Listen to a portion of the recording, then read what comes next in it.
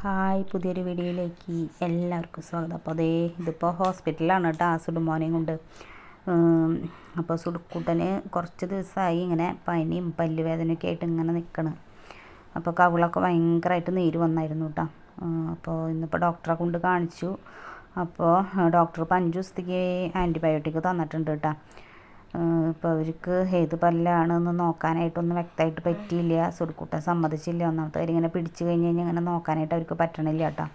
ഇവനക്ക് എടുക്കില്ലല്ലോ. അപ്പോൾ അത് കാരണം കൊണ്ട് ഇപ്പം 5 ദിവസത്തേക്ക് നമുക്ക് മരുന്ന് തന്നിട്ടുണ്ട്. ഇനി വേദന ഭക്ഷണം അതൊന്നും കഴിക്കണില്ല കേട്ടോ. ഒരു സാധനം കഴിക്കണില്ല അവൻ.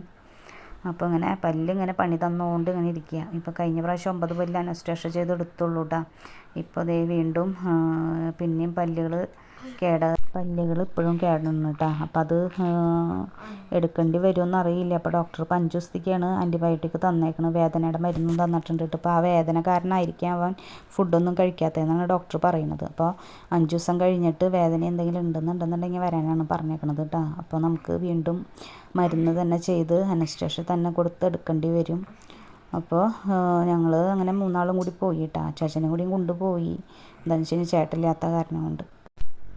അപ്പോൾ നമ്മുടെ ചാനലപ്പോൾ എല്ലാവരും സബ്സ്ക്രൈബ് ചെയ്യുക, ലൈക്ക് ചെയ്യുക, ഷെയർ ചെയ്യുക. അപ്പോൾ ഞങ്ങൾക്കിന്നിപ്പോൾ ഹോസ്പിറ്റലിൽ പോയിട്ടൊക്കെ വേഗം വരാനായിട്ട് പറ്റിയിട്ട് ഇന്നിപ്പോൾ വലിയ തിരക്കൊന്നും ഉണ്ടായിരുന്നില്ല. അപ്പോൾ അത് കാരണം കൊണ്ട് വേഗം വരാനായിട്ട് പറ്റി. ഒരു 2 മണിയൊക്കെ ആയപ്പോഴേക്കും ഞങ്ങൾ വീട്ടിലെത്തി കേട്ടോ. പക്ഷേ സുടുമോന് നല്ല നീർക്കോളും കാര്യങ്ങളൊക്കെയാണ് കേട്ടോ. അപ്പോൾ എല്ലാവരും ചാനൽ സബ്സ്ക്രൈബ് ചെയ്യുക.